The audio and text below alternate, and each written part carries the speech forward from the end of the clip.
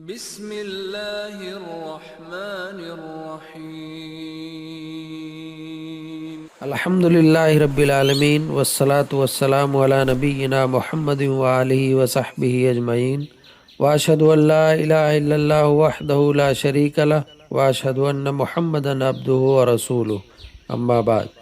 معزز سامعین، برادران اسلام اور اسلامی ماؤں اور بہنوں، رمضان المبارک کا یہ مقدس مہینہ محض بھوکا اور پیاسا رہنے کا نام نہیں، بلکہ یہ اطاعت الہی، تزکیہ نفس اور شریعت مطہرہ کے احکامات کے سامنے سر تسلیم خم کر دینے کی ایک عظیم تربیت گاہ ہے۔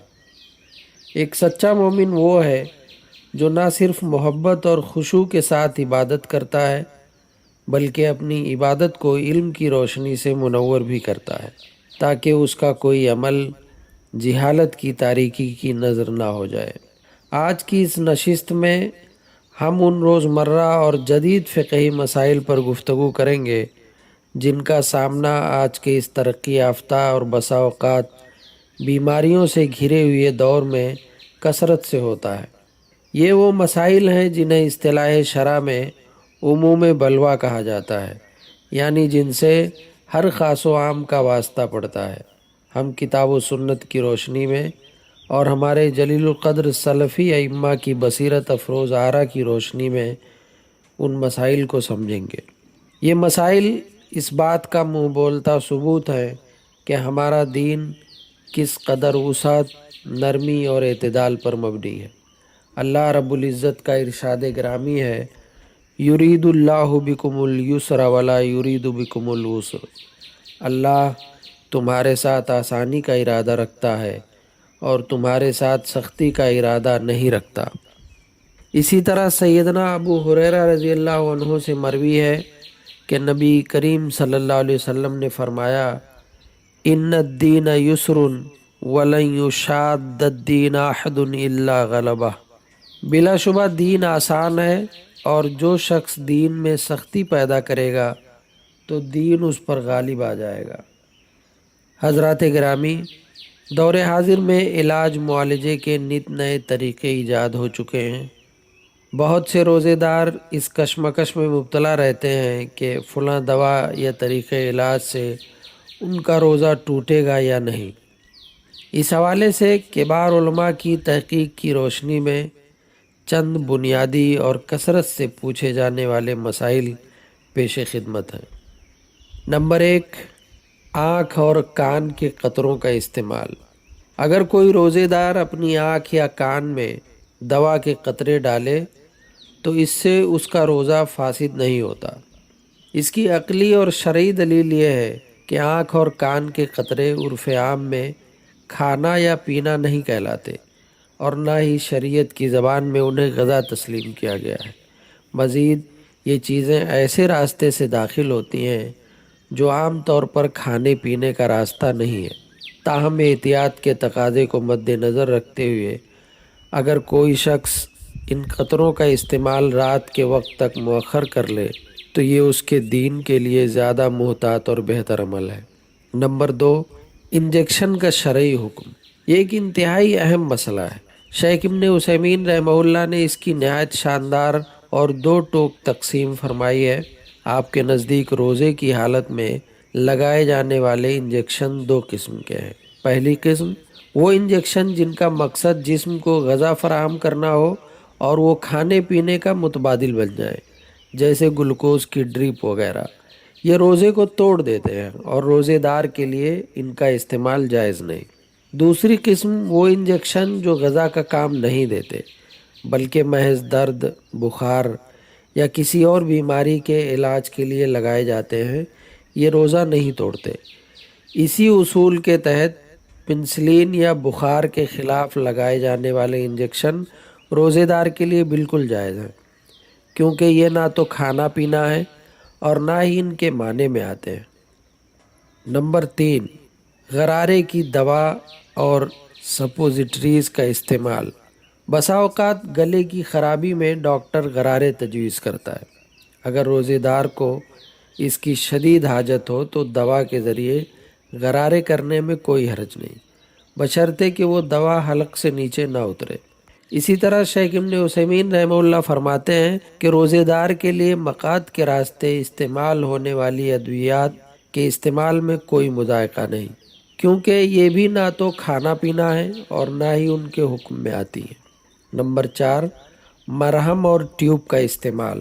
اگر ہونٹوں کے پھٹنے یا ناک کے اندرونی زخم پر کوئی مرہم یا کریم لگائی جائے تو اس سے روزہ فاسد نہیں ہوتا۔ شیخ ابن عثیمین رحمہ اللہ اس کی مشروط اجازت دیتے ہوئے فرماتے ہیں کہ روزے دار اس بات کی پوری احتیاط کرے کہ دوا کا کوئی جز اس کے حلق اور معدے تک نہ پہنچے۔ میرے دینی بھائیوں، شریعت اسلامیہ انسانی فطرت اور مجبوریوں کو بخوبی سمجھتی ہے۔ بسا اوقات روزے دار کی طبیعت خراب ہو جاتی ہے اور اسے الٹی آ جاتی ہے۔ ایسی صورت میں شریعت کا فیصلہ نہایت منصفانہ ہے۔ اگر کسی روزے دار کو اس کے اختیار کے بغیر اچانک الٹی آ جائے تو اس کا روزہ نہیں ٹوٹتا اور اس پر کوئی قضا لازم نہیں، لیکن اگر کوئی شخص جان بوجھ کر جیسے حلق میں انگلی ڈال کر الٹی کرے تو اس کا روزہ ٹوٹ جائے گا اور اس پر اس دن کی قضا لازم ہوگی۔ اس مسئلے کی بنیاد سیدنا ابو ہریرہ رضی اللہ عنہ سے مروی یہ حدیث ہے جس میں نبی کریم صلی اللہ علیہ وسلم نے فرمایا، من ذرہ القی فلا قضاء علیہ ومن استقاء فعلیہ القضاء۔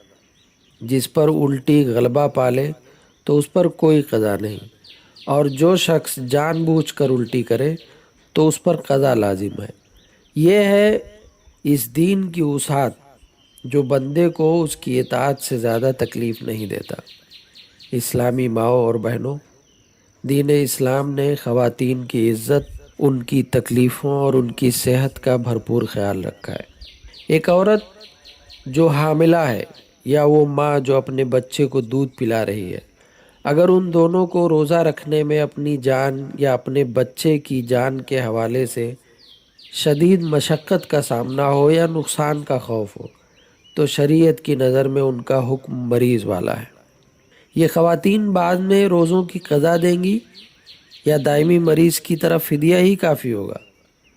اس ضمن میں جلیل القدر صحابہ کرام سیدنا عبداللہ ابن عباس اور سیدنا عبداللہ ابن عمر رضی اللہ عنہم کا فتویٰ یہ ہے کہ یہ خواتین روزہ چھوڑ دیں گی، قضا نہیں دیں گی، بلکہ ہر روزے کے بدلے ایک مسکین کو کھانا کھلائیں گی۔ امام اسحاق بن راہویہ رحمہ اللہ کا یہی مذہب ہے، اور عصر حاضر کے عظیم محدث علامہ ناصر الدین البانی رحمہ اللہ نے بھی اسی کو راجح قرار دیا ہے۔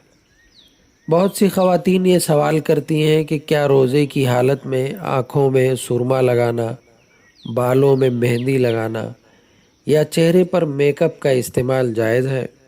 شیخ ابن باز رحمہ اللہ اس طرح کے شکوک و شبہات کو دور کرتے ہوئے فرماتے ہیں کہ سرما لگانا نہ صرف خواتین کے لیے بلکہ مردوں کے لیے بھی روزے کی حالت میں مطلقاً جائز ہے اور یہ روزہ نہیں توڑتا۔